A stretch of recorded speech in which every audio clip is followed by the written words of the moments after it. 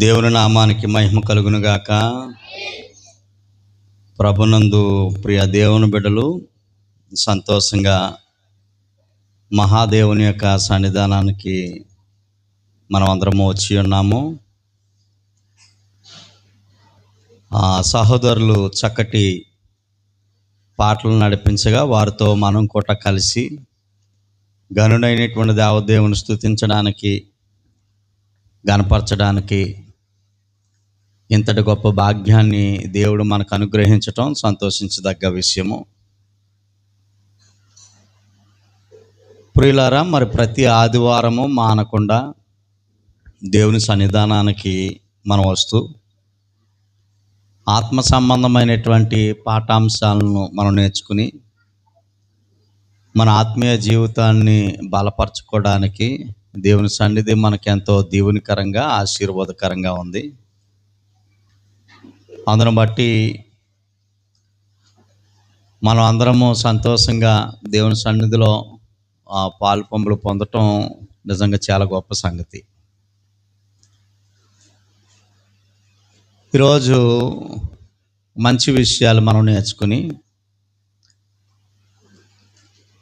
ఆ దేవుని సన్నిధిలో బలపడడానికి, స్థిరపడడానికి మనం అందరము సిద్ధపడి ఉందాం. ప్రభునందు ప్రియులారా, మనం ప్రతి ఆదివారము ఒక మంచి సందేశాన్ని మనం నేర్చుకుంటా ఉన్నాం. ఇక్కడ ప్రస్తావిస్తున్న లేక మనం నేర్చుకుంటున్నటువంటి ప్రతి అంశాలు మనలను ఆలోచింపజేసే విధంగా, దేవునికి దగ్గర చేసే విధంగా, మన ఆత్మీయ జీవితాలకి ఎంతో ప్రయోజనకరమైనటువంటి మాటలు, దేవుని మాటలు మనం నేర్చుకుంటా ఉన్నాం. అందుకే ఈ మాటలను ఏలాకోలంగా లేకపోతే ఏదో తూకీగా కాకుండా శ్రద్ధ వహించి దేవుని మాటలను మనస్ఫూర్తిగా వినాలని ప్రేమతో ఈ విషయాలను జ్ఞాపకం చేస్తూ ఉన్నా. ప్రభునందు ప్రియులారా, మనము ఈరోజు మనం నేర్చుకోబోతున్నటువంటి పాఠాంశము మరిసిన మనుషులు మరవని దేవుడు అనే పాఠాన్ని మనం నేర్చుకుంటా ఉన్నాం. ప్రభునందు ప్రియులారా, ప్రతి అంశాన్ని మీ ముందు నేను ఉంచే ప్రయత్నం చేస్తూ ఉన్నాను. కారణం ఏమనంటే, ముందుగా అంశం చెప్పడం వల్ల మన దృష్టి అంశం మీద, చెప్పబడుతున్నటువంటి లేఖనాల మీద కొంచెం శ్రద్ధ వహించడానికి అవకాశం ఉంటుంది. నాతో పాటు మీరు కూడా ఈ పాఠాంశంతో ప్రయాణం చేయడానికి, మన హృదయాల్లో ఈ మాటలను భద్రపరచుకోవడానికి, ఆ విధమైనటువంటి జీవిత అడుగులు మనం ముందుకు వేయడానికి మేలుకరంగా ఉంటాయి అనేటువంటి ఆలోచనతో ముందుగానే ఈ అంశ పేర్లు, ముందుగా ఈ టైటిల్స్ మీకు చెప్పడం జరుగుతా. ఏం చెప్పుకున్నాము గత వారం మనం? మనిషిని నాశనం చేసేది ఏది అనే అంశాన్ని మనం నేర్చుకున్నాం. ఇలాగా ఒక్కొక్క వారం ఒక్కొక్క పాఠాన్ని మనం నేర్చుకుని ఆత్మీయంగా మేలు పొందుతూ ఉన్నాం. ఈరోజు ఈ వారం మనం నేర్చుకునేటువంటి అంశం ఏంటంటే, మరిచిన మనుషులు మరవని దేవుడు. ఈ ప్రపంచంలో ఇంచుమించు 800 కోట్ల మంది ప్రజలు పైబడే, ఇది ఉజ్జాంపు లెక్క, ప్రపంచవ్యాప్తంగా మనుషులు బ్రతుకుతూ ఉన్నారు. అయితే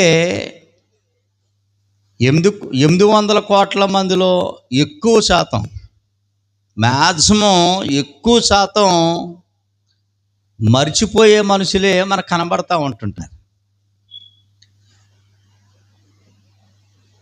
అది చిన్న విషయాలు కావచ్చు, పెద్ద విషయాలు కావచ్చు, ఏమైనా మనుషులు మర్చిపోయే పరిస్థితిని మనం చూస్తూ ఉంటుంటాం. ఒక్కొక్కసారి మర్చిపోవటం వల్ల ప్రమాదాలు కూడా జరిగే అవకాశాలు లేకపోలేదు. అంటే మర్చిపోవటం అనేటువంటిది మనిషికి మంచిదా చెడ్డదా అని అంటే ఒక విధంగా చెడ్డదే. ప్రధానంగా దైవ సంబంధమైనటువంటి స్థితిలో మనం జీవిస్తూ దైవ సంబంధమైనటువంటి వాక్యాన్ని కానీ, లేక మనల్ని పోషిస్తున్నటువంటి దేవుణ్ణి కానీ, లేక మనకు మేలు చేస్తున్నటువంటి, మేలు చేసినటువంటి వారిని కానీ మర్చిపోవటం అనేటువంటిది కొంచెం విచారకరమైనటువంటి సంగతి. ఏదైనా కానీ మనుషులు మర్చిపోతారు, మనిషి అంటేనే మర్చిపోయేవాడు అనేటువంటి ఓ భావం జనరల్గా మనకు అర్థమవుతా ఉంది. అందరూ అలాగే ఉంటారండి అని అంటే, నేను అందరూ అలాగే ఉన్నారు నేను అంటలేదు, కానీ ఎక్కువ శాతం మర్చిపోయే లిస్టులోనే మనుషులు ఉన్నారు. ప్రధానంగా దేవుణ్ణి మర్చిపోయే లిస్టులో ఎక్కువ శాతం దేవుడు చేసే మేలులను మర్చిపోయే వారి యొక్క లిస్టులో చాలామందికి మనకి కనబడతా ఉంటుంటారు. మనిషి మర్చిపోయేవాడు.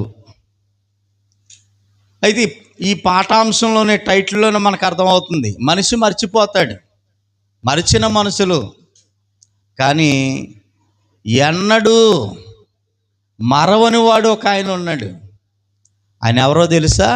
దేవుడు అనేటువంటి సంగతిని ఈ పాఠాంశంలో మనం నేర్చుకోవడానికి సిద్ధపాటు కలిగి ఉందా. ప్రియులారా, మొదటగా మనుషుల గురించి కొన్ని విషయాలు ఆలోచన చేద్దాము. రాజుల మొదటి గ్రంథం. నెమ్మదిగా మీ గ్రంథాలు తెరిచి జాగ్రత్తగా ఈ మాటలు వినాలి. రాజుల మొదటి గ్రంథము మనం 3వ అధ్యాయం.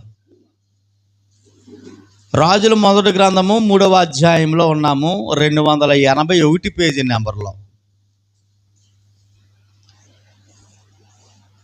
ప్రియులారా, ఇక్కడ ఉన్నటువంటి సందర్భం, దావీదు మహారాజు తర్వాత ఇశ్రాయేలీయుల్ని పాలించడానికి సొలొమోను గారు రాజు అయినటువంటి సందర్భం అది. సొలొమోను చాలా జ్ఞానవంతుడు గనక తన ప్రజలను పాలిస్తున్నటువంటి సందర్భాన్ని మనం చూస్తూ ఉన్నాం. సొలొమోను గారు ఇశ్రాయేలు ప్రజల్ని పాలిస్తున్నటువంటి సందర్భంలో ఒక కేసు ఆయన దగ్గరికి వచ్చింది. ఒక సంఘటన రాజు ముందుటికి వచ్చింది. ఇంతకీ ఏంటి ఆ సంఘటన, ఏంటి ఆ సందర్భం, ఏంటి ఆ కేసు, ఏంటి ఆ గొడవ ఏంటి అనేటువంటి విషయాన్ని ఆలోచన చేస్తే, 2 స్త్రీలు ఉన్నారు. వారు ఒకే చోట కాపురం ఉంటా ఉన్నారు, ఒక ఇంట్లోనే ఉంటున్నారు. ఒక ఆవిడ ప్రసవించి బిడ్డను కన్నది. ఆవిడ కన్నా ఒక 3 రోజులకి మరొక ఆవిడ గొట్ట ప్రసవించి బిడ్డను కన్నది. అంటే ఇద్దరు బాలంతరాలే ఒకే ఇంట్లో ఉంటున్నటువంటి సందర్భం. అయితే ఇక్కడ ఏం జరిగిందని అంటే, మనం 3వ అధ్యాయము 18వ వచనంలో జాగ్రత్తగా పరిశీలన చేసినట్లయితే, నేను కనిన 3వ దినమున ఇంకో నా పక్కావిడ గోట పిల్లను కన్నెను. మేమిద్దరమును అంటే ఒకే ఇంట్లో ఉన్నాము, మేమిద్దరము తప్ప ఇంకింట్లో ఎవరు లేరు.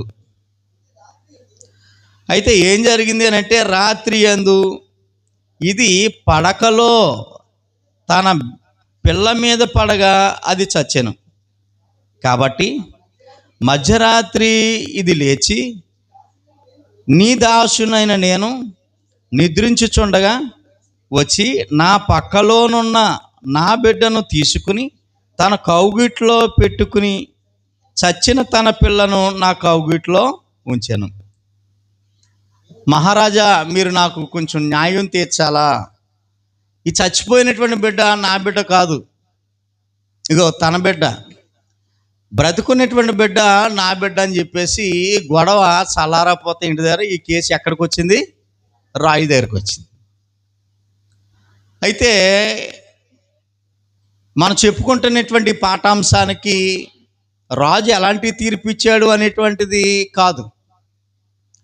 మనం ఈ భాగాన్ని ఎందుకు తీసుకున్నామంటే, ప్రారంభంలో మనుషులు మరిచేవారు, మనుషులు ఎప్పుడూ మర్చిపోతారు అనడానికి ఒక విషయాన్ని మీకు జ్ఞాపకం చేస్తా ఉన్నాను. బిడ్డను కన్నది ఒళ్ళో వేసుకుని పడుకుంది. ఒళ్ళు అంటే పక్కన వేసుకుని పడుకుంది. మధ్యరాత్రి వేళ ఆ పసిబిడ్డ మీద పడితే చనిపోయిందంట. బిడ్డ చచ్చిపోయాడు. పిల్ల చనిపోయింది. అంటే నేను పడుకున్న నా పక్కని పసిబిడ్డ ఉన్నది, నేను కనుక్కున్న నా బిడ్డ ఉన్నది అనే సంగతి ఏం చేసింది ఈవిడ? మర్చిపోయింది. ఇప్పుడు జనరల్గా పసిబిడ్డ ఉంటే తల్లి ఎంత జాగ్రత్తగా ఉంటారండి. అయ్యో కదులుతుందా, మెదులుతుందా, ఏడుస్తుందా, దోమలు కొడుతున్నాయా, ఏంటి ఆకలేస్తుందా, ఇవన్నీ ఎప్పటికప్పుడు తడుముకుంటా ఉంటారు. బిడ్డల కన్నా తల్లులు చాలామంది ఉన్నారు కదా ఇక్కడ. సర్వసాధారణంగా అంత ఎక్కువ పగలు పడుకుంటారు వాళ్ళు, కానీ రాత్రులు ఈ కదిలి కింద కానీ పడిపోతుందా, లేకపోతే ఏటి దోమలు ఏమైనా కొడుతున్నాయా అని నిత్యము చూస్తారు. కానీ బిడ్డ ఉంది, నేను బిడ్డను కన్నాను, 3 రోజులే అయ్యింది అనే సంగతి, అసలు పక్కనే బిడ్డ ఉంది అనేటువంటి సంగతిని కూడా జ్ఞాపకం చేసుకోకుండా, పక్కన బిడ్డ ఉంది అనేటువంటి సంగతిని కూడా దృష్టిలో ఉంచుకోకుండా మర్చిపోయి బిడ్డ మీద పడిందట. మరి ఎలా పడుకుందో ఆవిడ మనకు తెలదు, అక్కడ రాయలేదు. మరి ఆవిడ ఎంతలో ఉందో తెలియదు, ఎలా పడుకుందో తెలదు. మొత్తానికి బిడ్డ చచ్చిపోయిందంట. బిడ్డ మీద పడితే బిడ్డ చచ్చిపోయిందంట. ఓకే, ఇది తప్పేనాది? ఏమండి, అంటే కనుక్కున్న బిడ్డను మరిచినటువంటి తల్లిని మనం చూస్తూ ఉన్నాం. ఓకే, బాగానే ఉంది. పక్కన ఇంకో ఆవిడ ఉంది. ఆవిడది ఏమైనా పొరపాటు ఉందా? ఆవిడది పొరపాటు ఏమీ లేదు. ఆవిడే మర్చిపోయింది. ఆవిడ మీద పడకపోవచ్చు.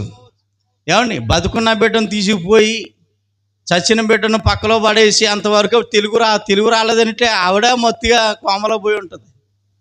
ఆవిడ గట్టిగానే పడుకుందండి. బిడ్డను మార్చటం, ఈ బిడ్డను పట్టుకుపోవాలా, చచ్చిన బిడ్డను పక్కన ఈ అలికిడి ఇదంతా తెలియకనే పడుకుందా అంటే మొత్తానికి ఇద్దరు మరిచిన మనుషులే.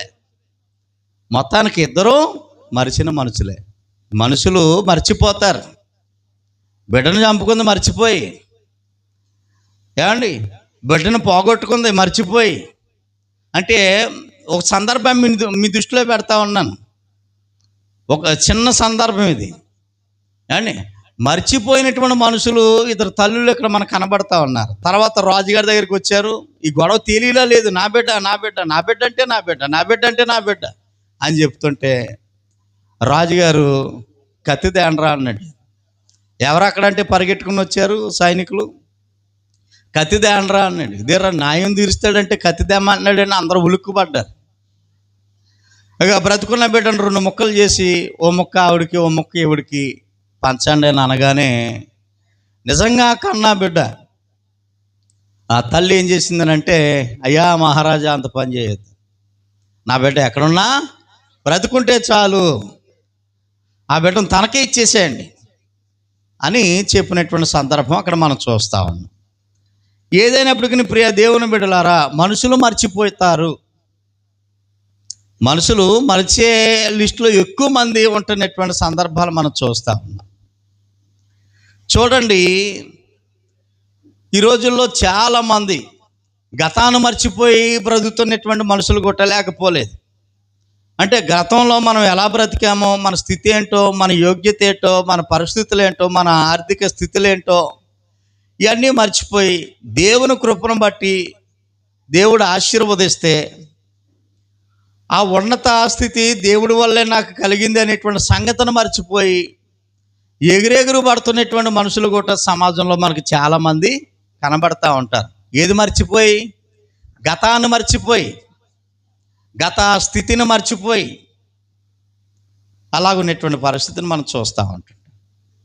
బైబిల్ గ్రంథంలో భక్తులు మనకు కనబడతా ఉంటాడు. బాగా బ్రతికినటువంటి వ్యక్తి యోబు గారు బాగున్నప్పుడు ఎంతోమంది ఆయన దగ్గరకు వచ్చి చేయి చాచితే చేతికి ఎంత వస్తా అంత లెక్కట్టి ఇవ్వటం లేదండి.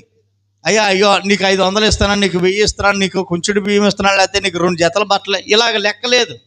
ఎంత వస్తా అంత సంతోషంగా ఉండండి అని పంపించే అంత దీవెనకరమైనటువంటి దశలో యోబు గారు ఉన్నారు. అయితే కొన్ని అనివార్య పరిస్థితుల వల్ల యోబు ఆర్థికపరమైనటువంటి సంక్షోభం ఆయనకు వచ్చింది, అనారోగ్యకరమైనటువంటి పరిస్థితి ఆయనకి సంభవించింది. చాలా భయంకరమైనటువంటి స్థితిలోనికి యోబు వచ్చేసాడు. అతను బాగున్నప్పుడు ఇంటి నిండా చుట్టాలు ఉండేవారు, బంధువులు, ఎక్కడెక్కడో బంధువులు, దూరపు చుట్టాలు కూడా ఏదో చిన్న బీరకాయ పీసు వరుస కలిపి వచ్చి ఓ 4 రోజులు ఉండి తృప్తిగా తిని పోతా ఏదో పట్టుకుని పోయేవాళ్ళే. అలాంటి దశలో ఉన్నటువంటి స్థితిని ఇక్కడ మనం చూస్తూ ఉన్నాం. యోబు గ్రంథం 19వ అధ్యాయము 14వ వచనంలో మనం ఆలోచిస్తే ప్రియులారా, చూడండి, యోబు గారు స్థితి బాగోలేనప్పుడు, అనారోగ్యంగా ఉన్నప్పుడు, ఆస్తంతా పోయినప్పుడు, నా బంధువులు నా యొద్దకు రావట్లేదు అంటే ఒకప్పుడు వచ్చారండి. బంధువుల గురించి లోకంలో మాట ఉందండి. బంధువులు ఎవరట? రాబంధులు అని ఒక ఆయన చెప్పాడు. నిజమో అబద్ధం నాకు తెలియదు. బంధువులు ఎవరట? రాబంధులు. అంటే ఉన్నది అయిపోయే వరకు ఏం చేస్తారు రాబంధులు? పీక్కుంది తింటమే. రాబంధులు నైజం అది. ఇంకా అయిపోయే వరకు పీక్కుంది తింటమే. అయిపోతే మళ్ళీ కనబడతాయా రాబంధులు? బంధువులు రాబంధులతో పోల్చాడు ఒక ఆయన. మరి ఇది ఎంత మట్టుకు నిజమో నాకు తెలియదు. కానీ యోబు గారు చక్కగా ఉన్నప్పుడు లెక్కలేనంత బంధువులు వచ్చేసారు. కానీ ఇప్పుడు ఎప్పుడైతే స్థితి మారిందో, పరిస్థితి బాగోలేదో, నా బంధువులు నా యొద్దకు రాలేదు, నా ప్రాణ స్నేహితులు నన్ను మర్చిపోయారు అని చెప్తున్నాడు. చూడండి, నా స్నేహితులు, నా ప్రాణ స్నేహితులు నన్ను ఏం చేశారు? మర్చిపోయారు. ఓకే, మనుషులు ఏం చేస్తారని మనకు అర్థమవుతుంది. మర్చిపోతారు. మనుషులు మర్చిపోతారు. యోబు దగ్గర తిన్న బంధువులైతేనో స్నేహితులైతేనో యోబును మర్చిపోయారు అనేటువంటి సంగతిని ఇక్కడ మనం చూస్తూ ఉన్నాం. చూడండి ప్రియులారా, ఆదికాండము 40వ అధ్యాయం. ఆదికాండము 40వ అధ్యాయంలో మరొక భక్తుడి యొక్క స్థితిని ఇక్కడ మనం ఆలోచన చేయబోతా ఉన్నాం. యోసేపు గారు కొన్ని పరిస్థితుల వల్ల ఆయన చెరసాలకు వెళ్ళవలసి వచ్చింది. ఆయన చెయ్యరాని తప్పుకు శిక్ష అనుభవిస్తూ ఉన్నాడు చెరసాలలో. ఎవరు? యోసేపు గారు. అదే చెరసాలలో ఐగుప్తు రాజు యొక్క, ఫరో రాజుగారి యొక్క పానదాయకుడు, భక్షకారుడు, కొన్ని కారణాలను బట్టి అదే చెరసాలలో ఉన్నారు ఇద్దరు. అయితే వీరికి కల వచ్చింది. పానదాయుడికి భక్షకారుడికి కల వస్తే ఆ కలకి వీళ్ళు చాలా ఆందోళన చెందుతూ ఉన్నారు. ఏం జరగబోతా ఉందో ఏంటి, ఇలాంటి కళ వచ్చింది ఏంటి అని చెప్పేసి చాలా ఆందోళన చెందుతున్నటువంటి సందర్భంలో అదే చెరసాలలో యోసేపు ఉన్నాడు కనుక వారికి వచ్చినటువంటి కళ భావాన్ని యోసేపు చెప్పాడు. అయ్యా, మీకు వచ్చిన కళ ఇదే, రాబోయే అతి కొద్ది కాలంలో త్వరలోనే మీరు ఏం చేయబోతున్నారు? విడుదల అవ్వబోతున్నారు చెరసాలలోంచి విడుదల అవ్వబోతూ ఉన్నారు. ఇందులో ఒక ఆయన యథాప్రకారం తన పాత ఉద్యోగం, అంటే రాజుగారి దగ్గర పానదాయకుడిగా ఉంటాడు. మరొక ఆయన చంపబడతాడు. ఇది మీకు వచ్చినటువంటి కళ యొక్క అర్థం అని యోసేపు చెప్పగానే చాలా సంతోషంగా ఉంటారు. అయితే మీరు రిలీజ్ అయిపోయి చెరసాల నుండి విడుదల పొందిన తర్వాత రాజుగారి దగ్గర యథాప్రకారం మీరు సేవల్లో పనిలో ఉంటారు కదా, అప్పుడు నన్ను మర్చిపోకండి, నన్ను జ్ఞాపకం చేసుకోండి, ఏదైనా అవకాశం ఉంటే రాజుగారితో నా గురించి కొంచెం చెప్పండి అని యోసేపు రిలీజ్ అవ్వే వీళ్ళిద్దరికీ చెప్తాడు విషయాన్ని. అయ్యా, నన్ను మర్చిపోకండి, జ్ఞాపకం చేసుకోండి. యోసేపు చెప్పున కొన్ని రోజులకి వీళ్ళిద్దరూ రిలీజ్ అవుతారు చెరసాల్లోంచి. యథాప్రకారంగానే రాజుగారి దగ్గర పాత ఉద్యోగం వారికి వస్తుంది. అదే సందర్భం ఇక్కడ మనం చదువుకుంటా ఉన్నాం. ఆదికాండము 40వ అధ్యాయము 22వ వచనం. యోసేపు వారికి తెలిపిన భావము చెప్పున భక్షకారుల అధిపతిని రాజు చంపించేశాడు. అయితే పానదాయకుల అధిపతి యోసేపును జ్ఞాపకము చేసుకునక అతనిని మరిచిపోయాను అని మాట. ఒక ఆయన చనిపోయాడు, మరొక ఆయన యథాప్రకారం తన ఉద్యోగం అతనికి వచ్చింది, ఉద్యోగం చక్కగా చేసుకుంటున్నాడు. కానీ యోసేపు చెప్పినటువంటి మాటలను యోసేపుని ఇతను ఏం చేశాడండి? మర్చిపోయాడు. మన పాఠం ఏంటండి? మరిచిన మనుషులు అంటే మనుషులు మర్చిపోతారన్నమాట. మనుషులు మర్చిపోతారు. సొలొమోను రాజ్యంలో ఉన్నటువంటి ఇద్దరు తల్లులను మనం చూసాము. వారు మర్చిపోయి బిడ్డలను చంపుకున్నటువంటి సందర్భాన్ని మనం గమనిస్తాం. యోబు భక్తుడు దగ్గర తిన్న చాలా మంది బంధువులు యోబును మర్చిపోయినటువంటి సందర్భాన్ని మనం చూస్తూ ఉన్నాం. ఇప్పుడు యోసేపు చేత మేలు పొందినటువంటి ఈ పానదాయకుడు యథాప్రకారం మళ్ళీ తన స్థితి బాగున్నప్పుడు ఏం చేశాడండి? యోసేపును మర్చిపోయాడు. అంటే మనుషులు మర్చిపోతారా? మర్చిపోతారు. చెప్పాలి, మనుషులు మర్చిపోతారా? అన్నీ మర్చిపోతారా? కొన్ని ఉంటాయి, వస్తాయి, చెప్పుకుందామా. అన్నీ మర్చిపోతారంటే అన్నీ కావు. మనకు పనికి రానివి, మనకు ఆవేశాన్ని పుట్టించేవి, మనకు నష్టాన్ని కలిగించేవి, మన శరీరానికి బీపీ షుగర్లు ఇలాంటివి లేనిటువంటి జబ్బులు రప్పించేవి, ఇంకా భయంకరమైన కొన్ని సంఘటనలు ఉంటాయండి. మనకు కానీ, మన కుటుంబాలు కానీ, మన పిల్లలకు కానీ, అసలు మనకంటూ ఏ కోసంలోనూ ఉపయోగపడనివి మాత్రం అమ్మో చాలా జాగ్రత్తగా గుర్తుపెట్టుకుంటారు. పక్కోడు కాదు, అసలు మనకే ఉపయోగం లేని వాటిని మనం ఎప్పటికీ మర్చిపోం. పంతాలకి, ప్రతీకారాలకి, పౌరుషాలకి పోతాం, మర్చిపోం. అవసరమైంది మేలు చేసేవారిని, మనకి ఉపయోగకరమైనటువంటి విషయాలను అయితే వెంటనే మర్చిపోతాం. ఎందుకనంటే ఆయన దయ వల్ల, ఆయన కృప వల్ల మనం ఇంకా భూమి మీద బ్రతుకుతూ ఉన్నాం, ఉనికి కలిగి ఉన్నాం, సజీవంగా ఉన్నాం. మనం చక్కగా కష్టపడడానికి ఆరోగ్యాన్ని ఇచ్చింది దేవుడు, ఆనందంగా ఉండడానికి కారణమైంది దేవుడు, మనం తింటున్న ప్రతిదీ అరుగుదలకు వచ్చి శక్తిగా మార్చేది దేవుడు, మనకి మంచి గృహాలను ఇచ్చేది దేవుడు, పిల్లల్ని ఇచ్చేది దేవుడు. అన్ని విధాలుగా ఇంకా భూమి మీద మనకంటూ ఒక అడ్రస్ ఉంది అని అంటే దానికి కారణం దేవుడు అనేటువంటి సంగతిని మర్చిపోయి ఈ రోజున బ్రతుకు బండి ముందుకు సాగిపోతుంది కదా అనేటువంటి ఆలోచనలోనే ఉండిపోయారు తప్ప అసలు ఇలాగూ ఈ బండి వెళ్ళడానికి, నా జీవిత బండి, నా బ్రతుకు బండి ఇలాగ వెళ్ళడానికి నడిపించే నాయకుడు ఒక ఆయన ఉన్నాడు, ఆయనే దేవుడు అనేటువంటి సంగతిని మర్చిపోయే వాళ్ళు చాలానే ఈ లోకంలో ఉన్నారు.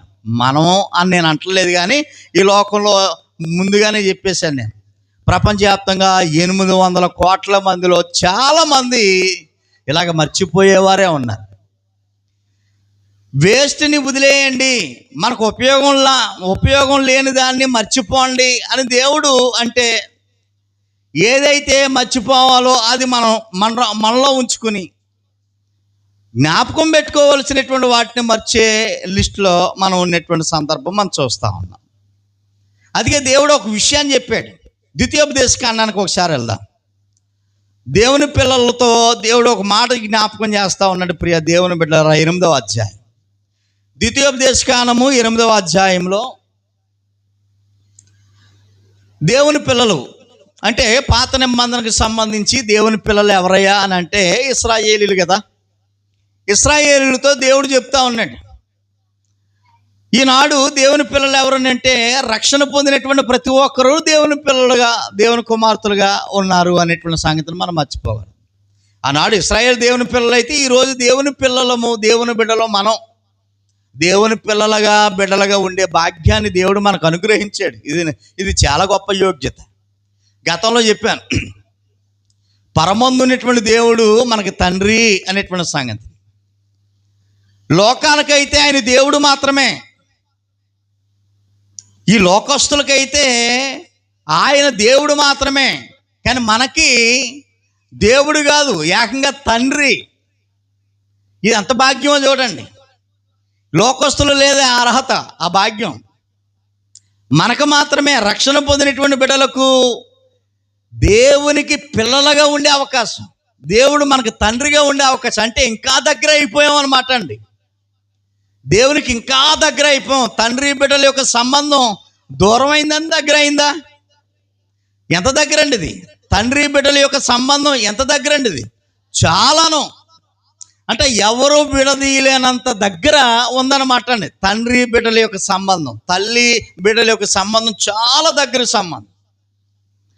ఎక్కడో పరమందు ఉన్నటువంటి దేవుడు ఈ లోకానికి దేవుడిగా ఉన్నాడు, మనకు మాత్రము తండ్రిగా ఉన్నాడు. ఆ తండ్రి తన పిల్లలతో చెప్తా ఉన్నాడు. ఆనాడు ఇశ్రాయేలుతో చెప్పాడు, ఈరోజు మనతో చెప్తా ఉన్నాడు. ద్వితీయోపదేశకాండము 8వ అధ్యాయం. ప్రియులారా, 12వ వచనాన్ని చదువుకుందాము. చూడండి, దేవుడు మాట్లాడుతూ ఉన్నాడు ఇక్కడ తన పిల్లలతో. మంచి ఇల్లులు కట్టించుకుని వాటిలో మీరు నివసిస్తున్నారు. చాలా మంచిదే. మంచి ఇల్లు కట్టించుకుని వాటిలో మీరు నివసింపగా, నీవు పశువులు, నీ గొర్రెలు, నీ మేకలు వృద్ధి అయి నీవు వెండిని సంపాదిస్తున్నావు, బంగారాన్ని సంపాదిస్తున్నావు, అన్నీ సమకూర్చుకుని బాగా కలిగి నువ్వు అభివృద్ధి చెందుతున్నావు. ఒకప్పుడు ఇశ్రాయేల్ అరణ్యంలో, ఐగుప్తులో బానిసలుగా ఉన్నారు.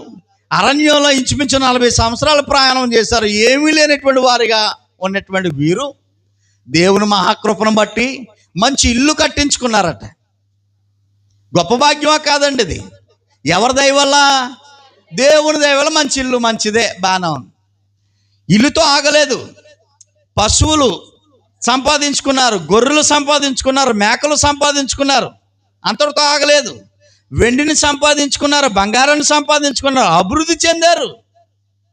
ఇప్పుడు వీళ్ళ స్థితి అన్ని దశలుగా చాలా బాగుంది. ఆర్థికంగా చాలా బాగుంది.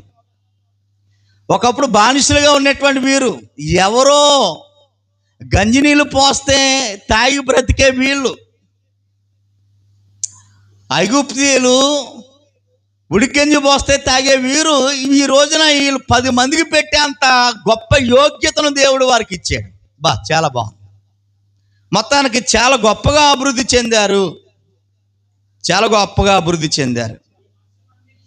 అయితే నీ ఇల్లుని చూసుకుని, నువ్వు పశువులను చూసుకుని, గొర్రెలను చూసుకుని, మేకలను చూసుకుని, నీకున్న వెండిని చూసుకుని, బంగారాన్ని చూసుకుని, అప్పుడప్పుడు బీరువా తీసి అవి చూసుకుని, బట్టలు చూసుకుని, ఈ రంగురంగులు ఇవన్నీ చూసుకుని, నీ మనస్సు మదించి, ఇవన్నీ చూసుకుని నీ మనస్సు మదించి, దాసుల గృహమైన ఐగుప్తు దేశములో నుండి నిన్ను రప్పించిన నీ దేవుడని యెహోవాను మర్చితివేమో.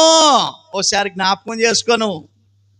గతంలో ఉన్నటువంటి నీ స్థితి, నీ పరిస్థితి, నీ కుటుంబ పరిస్థితి మర్చిపోయి ఇప్పుడున్నటువంటి ఈ విధమైనటువంటి స్థితి అంతా చూసుకుని, ఇప్పుడున్నటువంటి ఈ స్థితి అంతా చూసుకుని, అసలు ఈ స్థితి దేవుడి వల్లే నాకు కలిగింది అనే సంగతిని ఒకవేళ మర్చిపోతున్నావేమో. ఒకసారి నువ్వు జ్ఞాపకం చేసుకో. ఎవరు చెప్తున్నారు ఈ మాటలు ప్రియులారా? దేవుడు అండి తన పిల్లలకు చెప్తున్నాడు, ఇశ్రాయేలీలకి. మర్చిపోతావేమో. ఎందుకు ఈ విషయాన్ని ఇంత గట్టిగా నేను చెప్తున్నాను అంటే, ఇశ్రాయేలీలారా, దేవుడు మాట్లాడుతూ ఉన్నాడు. మనిషి అంటేనే మర్చిపోయేవాడు. ఓకే, ఒకవేళ చిన్న చిన్న విషయాలు మర్చిపోవటం వల్ల నష్టం ఏమీ లేదేమో, కానీ ప్రధానమైనటువంటి విషయం ఒకటి ఉంది. ఏంటనంటే, గత స్థితికి ఇప్పుడున్న స్థితికి మన కుటుంబాల్లో, మన బిడ్డల జీవితాల్లో, మన జీవితాల్లో చాలా మార్పులు వచ్చినాయి. ఆ మార్పుకు కారణం ఎవరు అనంటే, నా దేవుడు అనే సంగతిని మనం మర్చిపోకూడదు. నా దేవుడు ఈ మార్పుకు కారణం. ఈ అందానికి కారణం, ఈ గృహానికి కారణం. ఒకవేళ నేను చిన్నదో పెద్దో చిన్న ఏదో పిల్లలకని చిన్న వస్తువు ఏదో చేయించుకున్నాను, నా దేవుడే కారణం. నా పిల్లల భవిష్యత్తు కొరకు నేను కష్టం చేసి కష్టపడి ఏదో ఒకటి సంపాదించుకున్నాను, నా దేవుడి దయ వల్లే అనే సంగతిని మర్చి నాకేం పర్లేదండి, వర్షం వస్తే ఎండ వస్తే అక్కడ ఇక్కడ దేకుండా మంచి ఇల్లు ఉంది, సుందరమైన ఇల్లు, ఇంటి నిండా పట్టినంత సామాన్లు ఉన్నాయి, ఒకవేళ ఏదైనా ఆపద వస్తే వస్తువులు ఉన్నాయి, పెట్టుకోవడానికి ఎక్కడ చేసుకోవడానికి ఇవన్నీ ఉన్నాయి, నాకేం పర్లేదు. ఆఖరికి దేవుడితో కూడా నాకు పని లేదు అనేవాళ్ళు కూడా ఈ లోకంలో తయారయ్యారు ఈ మధ్య. గతంలో ఉండేవారు కదమ్మో కానీ ఈ మధ్య దేవుడితో కూడా నాకు పని లేదు, నాకేంటి అనే దశకి వచ్చేసినటువంటి పరిస్థితి. అందుకే దేవుడు జ్ఞాపకం చేస్తున్నాడు, ఒకవేళ నీ మనస్సు మదించి ఇవన్నీ చూస్తున్నావు కదా, నీకు సమృద్ధిగా ఉన్నాయి, ఇవన్నీ చూస్తున్నావు, ఇంకా నాకు ఎవరితోటి పని లేదు, దేవుడితో అసలే పని లేదు, కనబడని దేవుడు నాకెందుకు అని నువ్వు అనుకుంటున్నావేమో అని ఇశ్రాయేలుతో అంటా ఉన్నాడు. నీ మనస్సును మదించి దాస్యగృహమైన ఐగుప్తు దేశములో నుండి నిన్ను రప్పించి నీ దేవుడని యెహోవాను మర్చిదువేమో. ఇంకా ఎలాంటి పరిస్థితులను రప్పించాడట? తాపకరమైన పాములను తేళ్లను కలిగిన ఎడారి అయి నీళ్లు లేని భయంకరమైన ఆ గొప్ప అరణ్యములో ఆయన నిన్ను నడిపించెను. రాతి బండలో నుండి నీళ్లు రప్పించి నిన్ను పోషించాడు. తుదకు నీకు మేలు చేయవలనని నిన్ను అనుచుటకును శోధించుటకును నీ పితరులు ఎరగని మన్నాతో అరణ్యములో నిన్ను పోషించాడు. అయితే మీరు మా స్వాస్థ్యము మా బాహుబలము ఇంత గొప్ప భాగ్యము మాకు కలుగు చేసినని ఒకవేళ నువ్వు అనుకుంటున్నావేమో. నా తెలివితేటలు మా భాగ్యము, నా తెలివితేటలు నా జ్ఞానము అని నువ్వు అనుకుంటున్నావేమో. ఒక విధంగా చెప్తే నువ్వెవరో తెలుసా ఈ లోకంలో? ఒక మట్టి మనిషివి. ఆ సంగతి మర్చిపోకను. ఈ మట్టి మనిషిలో, ఈ మట్టి బొమ్మలో నా ఆత్మను ఊదాను. అందుకే నువ్వు కదలగలుగుతూ ఉన్నావు, నడవగలుగుతూ ఉన్నావు, పని చేసుకోగలుగుతూ ఉన్నావు, అందంగా కనబడగలుగుతూ ఉన్నావు, మంచి బట్టలు కట్టుకొని సంతోషంగా ఉండగలుగుతూ ఉన్నావు. నీలో ఉన్నది నా ఆత్మ. నా ఆత్మను నేను ఒకసారి ఆ మట్టి బొమ్మలో తీసేసాను అనుకోండి, నాది అన్నది ఏమైపోతుంది చెప్పండి? ఏమైపోతుంది? ఒకసారి ఆలోచిద్దాం. ఈ విషయాన్ని జ్ఞాపకం చేస్తున్నాండి. చూడండి, నా మాటలు చూడండి. ఒకవేళ నా సామర్థ్యం వల్ల నేను ఇవన్నీ సంపాదించుకోగలిగాను, నా బాహుబలము చేత ఇవన్నీ నేను సంపాదించుకోగలిగాను, నా భాగ్యము మాకు కలిగినది అని నువ్వు అనుకుంటే నువ్వు ప్రమాదంలో ఉన్నావనే సంగతిని మర్చిపోకు. ఓ మనిషి, నువ్వు మర్చిపోతున్నావు నేను ఒక మట్టి మనిషిని అనే సంగతిని. ఈ లోకపరమైనటువంటి ఈ స్థితిని చూసి ఒకవేళ నువ్వు మురిసిపోతూ ఉన్నావేమో, నువ్వు మట్టి మనిషివి. నీకు ఈ లోకంలో ఇంతటి గొప్ప భాగ్యాన్ని ఇచ్చింది నేనే, నన్ను మర్చిపోకు సుమి. పరిస్థితులు ఎలాగున్నా కానీ నన్నైతే మర్చిపోకు సుమి. దేవుడు ఎంత చక్కగా చెప్తున్నాడు చూడండి ఇశ్రాయేలు. నన్ను మర్చిపోకు, ఓ జనంగమా నన్ను మర్చిపోకు, మట్టి మనిషి నన్ను మర్చిపోకు. ఓకే, దేవుని కృపను బట్టి ఇవన్నీ ఉన్నాయా? చాలా సంతోషం. ఇంకా దేవుళ్ళో బలంగా ఉండు, దేవుడు సంతోషిస్తాడు. నేను నా అభయస్థాన్ని ఇచ్చి ఇంత అద్భుతంగా ఈ లోకంలో ఆశీర్వదిస్తే ఈ బిడ్డ, ఈ కుటుంబం నన్ను మర్చిపోకుండా నన్ను ఎంత గొప్పగా ఈ లోకంలో మహిమపరుస్తూ ఉంది అని దేవుడు సంతోషించి ఉన్న దశ కంటే ఇంకా గొప్పగా దేవుడు ఆశీర్వదిస్తాడేమో. ఇప్పుడు నీకున్న దశ చిన్నదే. ఒకవేళ ఈ లోకంలో ఉన్నటువంటి కోటేశ్వరులతో ఐశ్వర్యవంతులతో పోల్చుకుంటే మనకున్న దశ చాలా చిన్నదే. ఆ చిన్న దాంట్లోనే నమ్మకంగా ఉంటే ఇంకా గొప్పగా దేవుడు అభివృద్ధి పరుస్తాడేమో. అభివృద్ధి అయ్యే కొలది ఇంకా దేవునికి నమ్మకంగా ఉంటే, దేవుని మర్చేవారుగా కాకుండా దేవునికి నమ్మకస్తులుగా ఉంటే, దేవుని స్తుతించేవారిగా ఉంటే దేవుడు ఇంకా ఆశీర్వదిస్తాడేమో. ఆ సంగతిని మనం మర్చిపోకూడదు అనే విషయాన్ని జ్ఞాపకం చేస్తా ఉన్నాడు. చూడండి ప్రియ దేవుని బిడ్డలారా, 106వ కీర్తన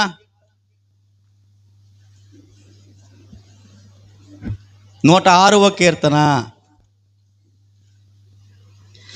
ప్రియులారా, 106వ కీర్తనలో ఇశ్రాయేలు పరిస్థితి ఎలా ఉందో జ్ఞాపకం చేస్తా ఉన్నాడు. 13వ వచనంలో 106:13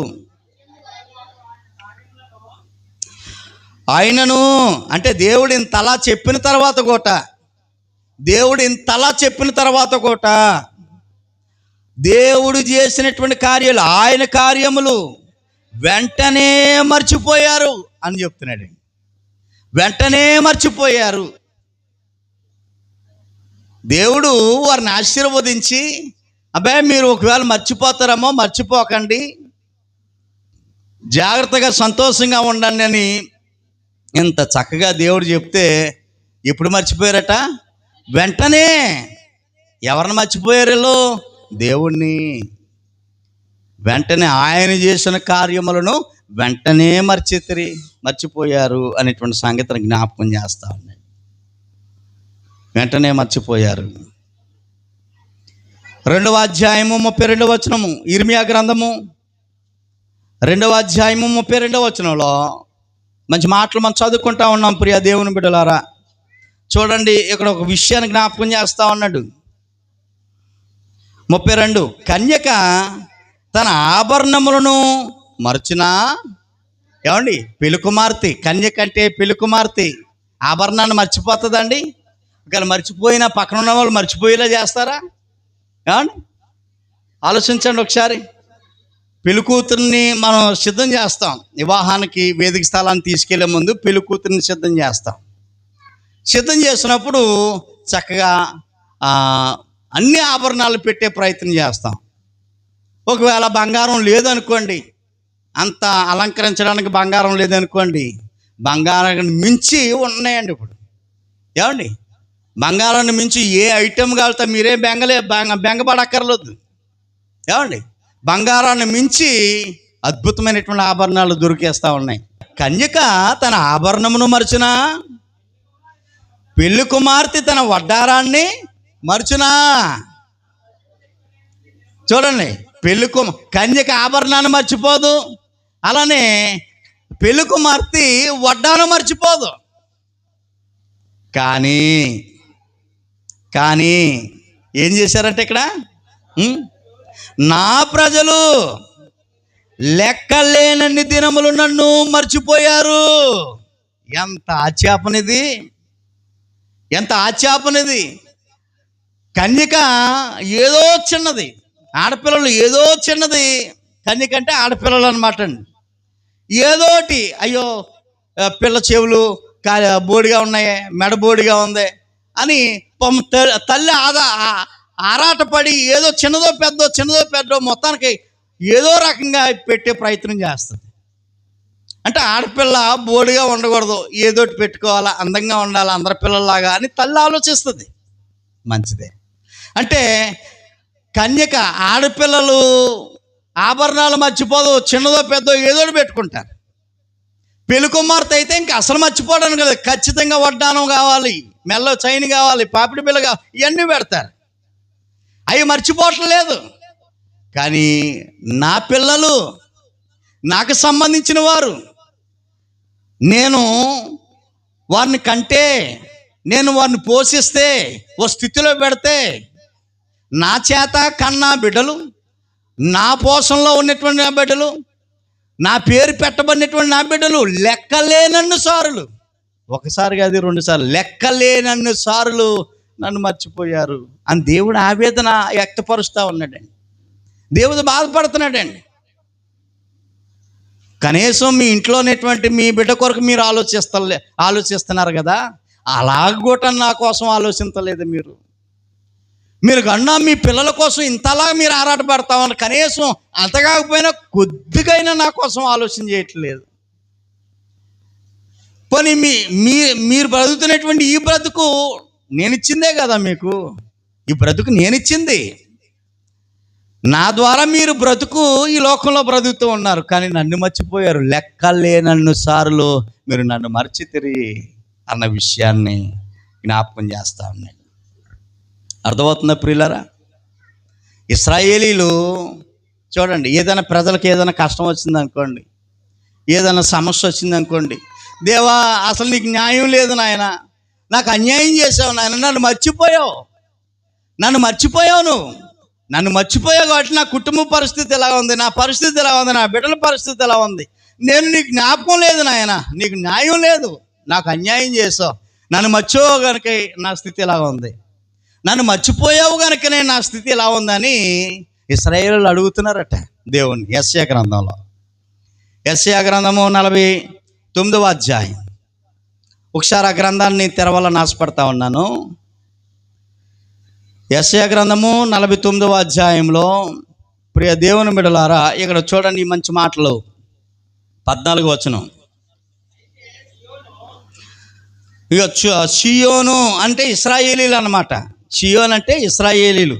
యెహోవా నన్ను విడిచిపెట్టి ఉన్నాడు.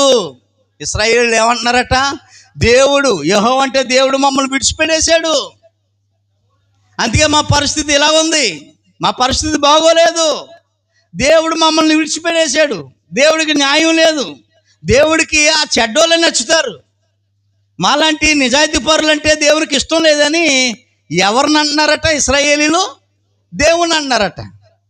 షియోన్ అంటే ఇశ్రాయేలీలు. యెహోవా నన్ను విడిచిపెట్టి ఉన్నాడు, ప్రభువు నన్ను మర్చిపోయాడు అని అనుకున్నారట వాళ్ళు. దేవుడు మమ్మల్ని మర్చిపోయాడు, ప్రభువు మమ్మల్ని మర్చిపోయాడు అని అనుకుంటున్నారట. అప్పుడు వెంటనే దేవుడు ఏమన్నాడు తెలుసా? స్త్రీ తన గర్భమున పుట్టిన బిడ్డను కరుణించకుండా తన చంటి బిడ్డను మరచునా? ఏమండి, ఒక స్త్రీ తన కన్న బిడ్డను, గర్భమున పుట్టినటువంటి బిడ్డను మర్చిపోతుందా అండి? మర్చిపోతుందా? మర్చిపోదు, జనరల్గా మర్చిపోదు. వాళ్ళు ఏదో ఇందాక చెప్పుకున్న వాళ్ళమ్మ ఏ మత్తులో పడుకున్నారో తెలదాం, బిడ్డ మీద పడిపోతే చచ్చిపోయిందండి బిడ్డ. మరి ఎలా పడుకుందో నాకు ఆ చదువు స్టార్టింగ్ ఆ వచనమే నాకు దొరికింది ఈ పాఠం తయారు చేసేటప్పుడు. దీర్ర బాబు పడిపోతే బిడ్డను చంపేసుకుంది ఏంటి అనుకున్నాను. జనరల్గా ఏ తల్లి అయినా బిడ్డను మర్చిపోదు. ఒకవేళ మరిచినా తర్వాత దేవుడు చెప్తున్నాడండి, ఒకవేళ వారైనా మర్చితురు కానీ నేను నిన్ను మరవను అని చెప్పేసాడండి. ఇంత గ్యారంటీగా ఎవరు చెప్తారండి? ఒక కన్న తల్లి అయినా మర్చిపోయి మీద పడిపోయి చంపేసుకుంటుందేమో కానీ నేనైతే మరవను. నేనెందుకు మరవను అని అంటే, నిన్ను నా అరచేతుల్లో చెక్కుకున్నాను, ఎలా మర్చిపోతాను? కింద వచనమే, నేను నిన్ను నా అరచేతుల్లో చెక్కి ఉన్నాను, అరచేతిలో చెక్కి ఉన్నాను, నేను ఎలా మర్చిపోతాను? ఓ బొమ్మ ఇంట్లో ఉంటే మళ్ళీ అక్కడికి వెళ్ళాలా, చెయ్యాలా, చూడాలంటే, ఏదైనా వస్తువు ఉందంటే అక్కడికి వెళ్ళాలా మనం చూడాలంటే. కానీ మనలను ఎక్కడ చెక్కుకున్నాడంటేనే గోడ మీదో పేపర్ మీదో ఎక్కడో కాదు, అరిచేతిలో చెక్కుకున్నాడట. అంటే దేవునికి అరిచేయికి ఎంత దూరం ఉంటుందండి? అంటే నిత్యము అరిచేతులను అంటే నిత్యము దేవుని బిడ్డలను చూస్తూనే ఉన్నాడు ఆయన. ఆయన సంరక్షణలోనే, ఆయన భద్రతలోనే దేవుని పిల్లలు ఉంటా ఉన్నారు. అంటే మనం దేవుని పిల్లలు అంటే ఎవరు అనుకున్నారండి? మనమే. మనల్ని ఎక్కడ చెక్కుకున్నాడట? ఆయన అరచేతులలో చెక్కుకున్నాడు. దేవుని అరచేతుల్లో చెక్కబడినటువంటి మనము దేవుని మర్చిపోతున్నాం, దేవుడైతే మనల్ని మర్చిపోవట్లేదు. ప్రియ దేవుని బిడ్డలారా చూడండి, ఈరోజు పాఠం ఏంటి మంది? మరిచిన మనుషులు మరవని దేవుడు. ఆయన మర్చిపోలేదు కాబట్టే మనల్ని ఎక్కడ చెక్కుకున్నాడు? ఆయన అరచేతుల్లో చెక్కుకున్నాడు, అరచేతిలో చెక్కుకున్నాడు. అసలు మన భవిష్యత్తు అంతా ఆయన చేతుల్లో ఉంది. రేపేం జరగబోతుందో మనకు తెలియకపోవచ్చేమో కానీ మన జీవితం అంతా దేవుని చేతుల్లో ఉంది, దేవుని చేతుల్లో ఉంది. అందుకే దేవునికి మనం విధేయత కలిగి భక్తిగా ఉంటూ దేవుణ్ణి మర్చిపోకుండా ఆయన సన్నిధిలో ఉండాలి అనేటువంటి విషయం ఈ సందేశం మనకి నేర్పిస్తా ఉంది. చూడండి ప్రియులరా, చూడండి 6వ అధ్యాయము ఎబ్రీ పత్రిక దేవుడు స్టేటస్ ఒకసారి జ్ఞాపకం చేస్తా ఉన్నాడు ఇక్కడ 6వ అధ్యాయం ఎబ్రీ పత్రికలో. ఆయన ఎలాంటి వాడో, ఆయన క్యారెక్టర్ ఏంటో, ఆయన ఉద్దేశం ఏంటో అనేటువంటి విషయాన్ని జ్ఞాపకం చేస్తా ఉన్నాడు. చూడండి 6వ అధ్యాయము ఎబ్రీ పత్రిక 6వ అధ్యాయంలో 10వ వచనము. మీరు చేసిన కార్యాలు, మీరు నా పేరట చాలా కార్యాలు చేస్తున్నారు, దేవుని మందిరానికి వస్తూ ఉన్నారు, దైవ సంబంధమైనటువంటి కార్యక్రమాల్లో పాలు పంపులు పొందుతూ ఉన్నారు, చాలా మంచిది. మీరు చేసిన కార్యములు, మీరు పరిశుద్ధులకు ఉపసారము చేసి, ఇంకాను పోన్లే మనం చేసాం కదా, పోయిన నెలలో చేసాం కదా, పోయిన సంవత్సరం చేసాం కదా, ఈ సంవత్సరం డ్రాప్ అయిపోదాం, ఈ నెల ఆగిపోదాం, ఈ వారం ఆగిపోదాం అనుకుంటలేదట. ఉపసారము చేసి అండ్ పరిశుద్ధులకు ఉపసారం చేసి ఇంకనూ ఉపసారము చేస్తున్నట్టు చేత, అంటే దేవుని కార్యాలు చేస్తున్న దానిని బట్టి తన నామమును బట్టి చూపిన ప్రేమను మరచుటకు దేవుడు మర్చివాడు కాడు, అన్యాయస్తుడు కాడు. అంటే ఎవరైతే దేవుని జ్ఞాపకం చేసుకుంటారో, నాకు ఈ బ్రతుకిచ్చింది దేవుడు, ఈ సంపద ఇచ్చింది దేవుడు, ఈ ఇల్లునిచ్చింది దేవుడు, సమస్తాన్ని ఇచ్చింది దేవుడు, ఆరోగ్యాన్ని ఇచ్చింది దేవుడు, కాబట్టి అలాంటి దేవునికి మరింత విధేయత కలిగి నా ప్రాణం ఉన్నంత వరకు దేవుని సన్నిధిలో నేను వాడబడాలి అనేటువంటి ఒక మంచి ఆలోచనతో దేవునికి ఉపచారం చేస్తూ ఉంటున్నటువంటి బిడ్డల కొరకు దేవుడు అంటా ఉన్నాడు, మీరు నా కొరకు ఆలోచిస్తూ ఉంటుంటే నేను మిమ్మల్ని ఎలా మర్చిపోతాను? దేవుడు మర్చిపోడు, మరిచే దేవుడు కాదు ఆయన. మీరు నా కార్యాలు చేస్తున్నప్పుడు నేను ఎలా మర్చిపోతాను మిమ్మల్ని? ఒకవేళ మర్చిపోతే నేను అన్యాయస్తుని అవుతాను. కాబట్టి నేను మర్చేవాడిని కాను, నేను అన్యాయస్తుని కాదు, నేను మర్చిపోను.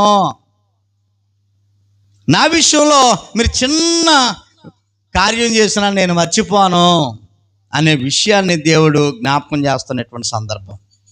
ప్రియ దేవుని బిడ్డలారా, మత్తయి సువార్తలో చూడండి, దేవుణ్ణి మర్చిపోకుండా బ్రతుకున్న కాలంలో దేవుణ్ణి ఉన్నతంగా ఆరాధిస్తూ వారికున్న చిన్న బ్రతుకులో దేవుడి కార్యాలు బలంగా చేస్తున్నటువంటి బిడ్డలకి ఎంత అద్భుతమైనటువంటి స్వాస్థ్యాన్ని ఇచ్చాడో మత్తయి సువార్త 25వ అధ్యాయం మనకు కనబడతా ఉంటుంది.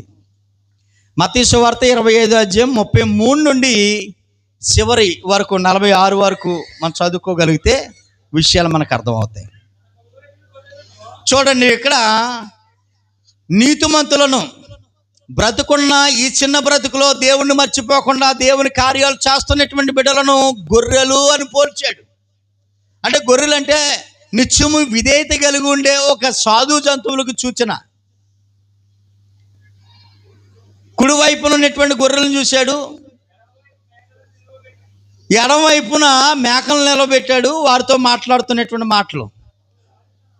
రాజుగారు, పరలోకపు రాజు మాట్లాడుతూ ఉన్నాడు తన కుడివైపున ఉన్నటువంటి వారిని చూసి, నా తండ్రి చేత ఆశీర్వదించబడిన వారులారా రండి, లోకము పుట్టినది మొదలుకొని మీ కొరకు సిద్ధపరచబడిన రాజ్యమును స్వతంత్రించుకునిడి.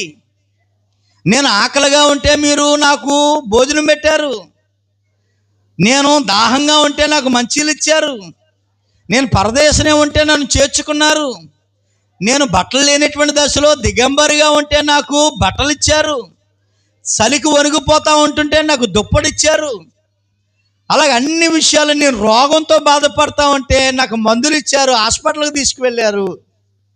కాబట్టి నేను మిమ్మల్ని మర్చిపోను, రండి, పరలోకము మీ కొరకే సిద్ధపరచబడింది, మీరు సొంతం చేసుకోండి అని నీతిమంతులైనటువంటి తన పిల్లలతో చెప్తా ఉన్నాడు. కుడివైపున ఉన్నటువంటి వారితో,